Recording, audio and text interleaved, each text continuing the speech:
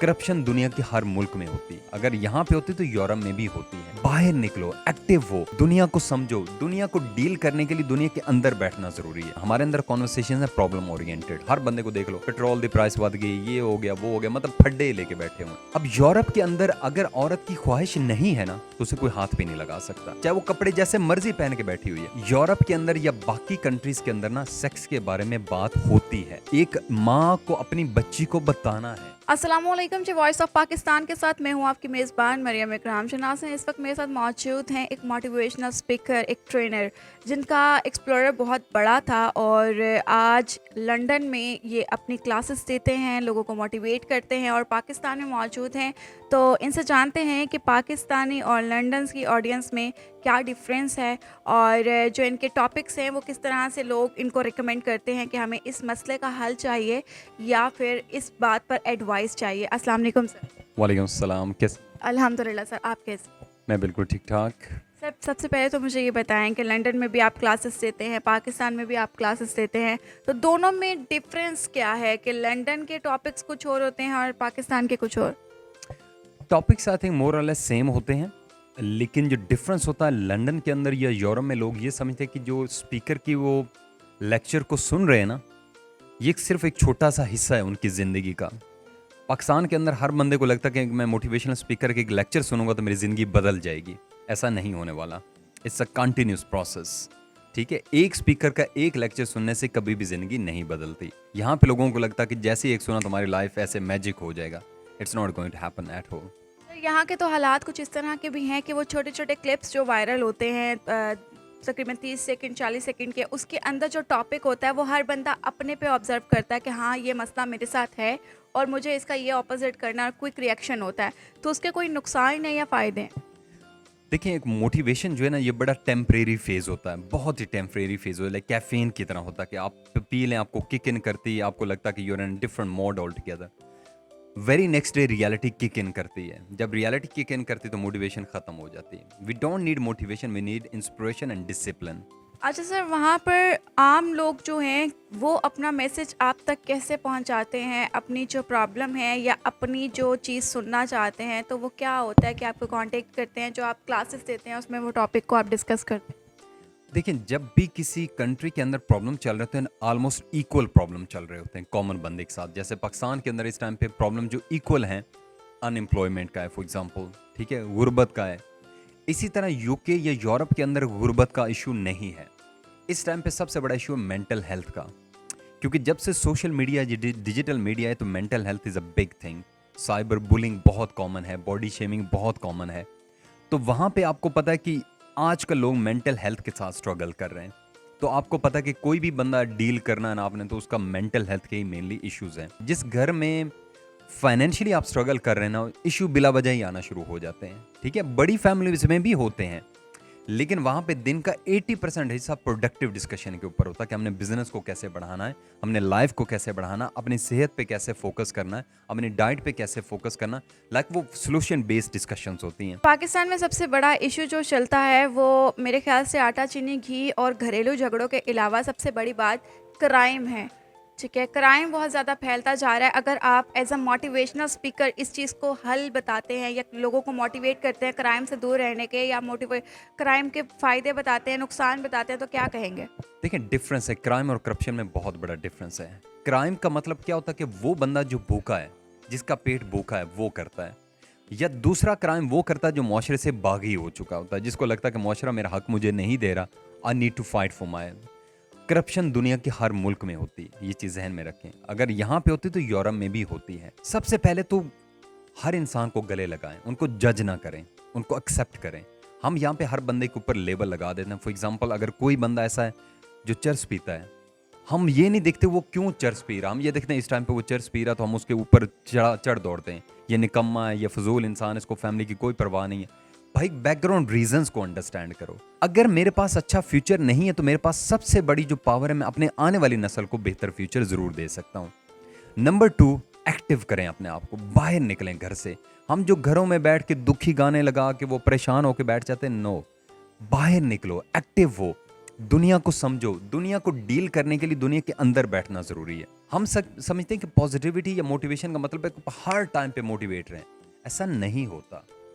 आप इंसान हैं, आपके घर में लड़ाइयाँ भी होंगी, आपको माली मसाइल भी आएंगी, आपकी सेहत के भी इश्यूज बनेंगे, आपको दिन के अंदर ऐसे भी दिन का सामना करना पड़ेगा जब आपको लगेगी यार ज़िंदगी तो ख़त्म ही होगी।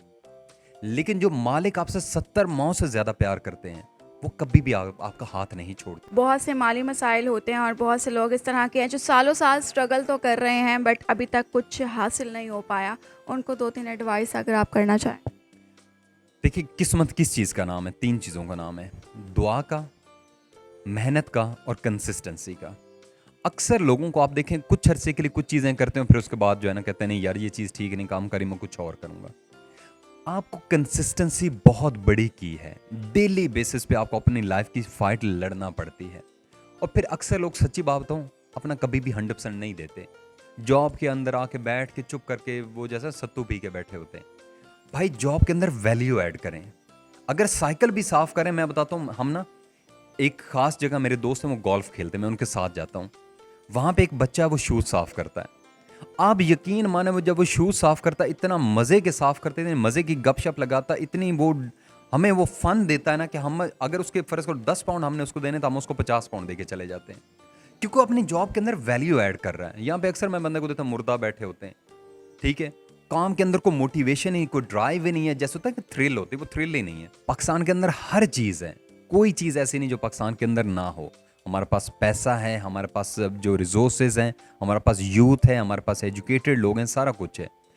सिर्फ एक तो मैं कॉन्वर्सेशंस को चेंज करना। हमारे अंदर कॉन्वर्सेशन है प्रॉब्लम ओरिएंटेड। हर बंदे को देख लो, पेट्रोल की प्राइस बढ़ गई, ये हो गया वो हो गया, मतलब फड्डे लेके बैठे हुए हैं। हल की बात करो। और चेंज कभी भी हुकूमत नहीं लेके आएगी, चेंज हम जैसे लोग लेके आएंगे, एक कॉमन बंदा लेके आएगा। हमें कॉन्वर्सेशंस को चेंज करना, हमें जिम्मेदारी लेनी है। फॉरगेट अबाउट अ पॉलिटिशियन, हमें चेंज लेके आनी। सर, जैसे कि आपने बताया कि हमारे जो क्राइम की वजह है वो गुर्बत है। क्राइम के अलावा एक और इशू बहुत ज़्यादा रोनमा हो रहा है, वो है रेप केसेस। पहले लड़कियों के साथ रेप होते थे, वो केसेस आते थे, फिर लड़कों के साथ शुरू हो गए। अब छोटे मासूम बच्चे, 6 माह का बच्चा, 10 साल की बच्ची, 4 माह की बच्ची, 8 साल की बच्ची, इस तरह के रेप केसेस आ रहे हैं। इसका क्या इशू है? हमारे माशरे में ना कॉन्ट्रडिक्शन बहुत पाया जाता है। मर्द अगर कोई भी बुराई कर ले तो वो मर्दानगी समझा जाता है। यानी मर्द को उल्टा माँ बाप भी कहते हैं ओ जी मुंडा ही है ना, करदा रहना। या मैं मर्द के मामले में कोई हमारी अखलाकी बाउंड्रीज नहीं है। हालांकि ये नहीं सोचते, अगर ये किसी माँ बहन के बारे में बुरा सोच रहा है तो कोई किसी और का बेटा हमारे भी माँ बहन के बारे में बुरा सोच सकता है। तो सबसे पहले हमें मर्दों को रिस्पॉन्सिबिलिटी लेनी कि भाई कुरान मजीद में लिखा गया है कि तुम किसी की बहन के साथ अगर ज्यादती करोगे तो तुम्हारी बहन के साथ ज्यादती होगी। अब यूरोप के अंदर अगर औरत की ख्वाहिश नहीं है ना तो उसे कोई हाथ भी नहीं लगा सकता। इतने स्ट्रिक्ट है वहां पे माहौल, चाहे वो कपड़े जैसे मर्जी पहन के बैठी हुई है, जब तक उसकी फ्री विल नहीं है उसको कोई हाथ नहीं लगा सकता। तो हमारे मुआशरे में हमें बताना है, नंबर 1, हम यूरोप नहीं है, हमारी अपनी सकाफत है। हम बड़े ब्रेलर मूर्ख टाइप के बन चुके हैं, थोड़े से हम यूरोपियन बन चुके हैं, थोड़े से पाकिस्तानी हैं, थोड़े से इस्लामी हैं, थोड़े से मगरबी है। नो, यूरोप के अंदर या बाकी कंट्रीज के अंदर ना सेक्स के बारे में बात होती है। एक माँ को अपनी बच्ची को बताना है। यहाँ पे माँ अपनी बच्ची को बड़े होने तक कोई चीज़ डिस्कस ही ओपनली नहीं करती, ठीक है, इसलिए नहीं करते, इज्जत की बात आ जाती है। भाई अगर आप चाहते हैं ना किसी चीज़ को वो बचाए तो उसे बताएं भी। इसी तरह अगर आपका छोटा बेटा, ये बाप का फर्ज है उसको बताए ये क्या चीज़ है। जब एक चीज़ मिस्ट्री बन जाती है ना तो वो एक इंसान की जिद बन जाती है कि जी अखबारों में पढ़ रहे हैं, नावल्स में पढ़ रहे हैं, फिल्मों में देख रहे हैं, तो है क्या चीज़, तो फिर इंसान उसको एक्सप्लोर करने निकल जाता है। अगर यही चीज़ माँ बाप खुद बताना शुरू कर दें छोटी ऐसे कि बेटा ये चीज़ है, मर्द की ये है, आपकी ये है, हाँ ये आपकी बाउंड्रीज हैं जिनका आपने ख्याल रखना है, तो मेरे हिसाब से वो जो फ्रस्ट्रेशन हमारी क्रिएट होती है ना वो कम होना शुरू हो जाएगी। सर, अभी कुछ दिनों पहले एक वाकया हमारे सामने आया कि सुबह 6 बजे बच्ची, एक मासूम बच्ची, 8 साल की बच्ची सिपारा पढ़ने जा रही थी। रास्ते में एक बंदे ने उसे खींचा और अपने घर में ले गया और उसके साथ ज्यादती की। उस बंदे की सोच तक अगर आप पहुंचे तो क्या कहेंगे? फ्रस्ट्रेशन, सिर्फ एक ही लफ्ज़ में बोलूँगा, फ्रस्ट्रेशन। फ्रस्ट्रेशन कब बढ़ती है? जब मुआशरे के अंदर हर बंदे को उसका इक्वल राइट नहीं मिलता। कहीं ना कहीं पे, फॉर एग्जांपल मैं कहूँगा वो सबसे दुनिया वो दरिंदा है, वो इंसान ही नहीं है जिसने रेप किया। लेकिन फॉरगेट अबाउट दैट, उसके बैकग्राउंड पे जाओ, हो सकता है वो अकेला हो सकता है उसको किसी ने रिश्ता ही ना दिया हो सकता है उसको सोशल सिस्टम ने बिल्कुल ही रिजेक्ट कर दिया हो। मैं कहता हूँ लोगों को ना रिजेक्ट करो, प्रॉब्लम्स को अंडरस्टैंड करो। बैकग्राउंड पे जाओ कि रीजंस क्या हैं, उनको कौन ट्रिगर कौन कर रहा है। जी नाज़रीन, जैसे कि आपने देखा कि अली आसिफ साहब से हमने बातचीत की और बहुत अच्छी इन्होंने बातें बताई हैं, और ज़ाहिर सी बात है ये ज़िंदगी का एक मकसद होता है कि आप एजुकेशन तो ले लेते हैं, बट मेरे सामने कुछ इस तरह के लोग भी मौजूद हैं जिन्होंने शायद मैट्रिक भी नहीं किया, बट लोग उनकी बहुत इज्जत करते हैं क्योंकि कामयाबी उन्होंने धक्के खा खा कर हासिल की है। और वो लोग जो LLB थे, MBBS थे, वो सिर्फ छलांग लगाने के चक्कर में आज वो घर बैठे हैं। तो इस तरह के उतार चढ़ाव आते रहते हैं। मेहनत जो है, कामयाबी जो है, वो हमेशा धक्के खाने से मिलती है। ये बात भी उन्हें इनकी मुझे बहुत अच्छी लगी। अपनी कीमती राय से आगाह कीजिएगा कमेंट सेक्शन के अंदर। अभी तक के लिए मुझे दीजिए इजाज़त। अल्लाह हाफ़िज़।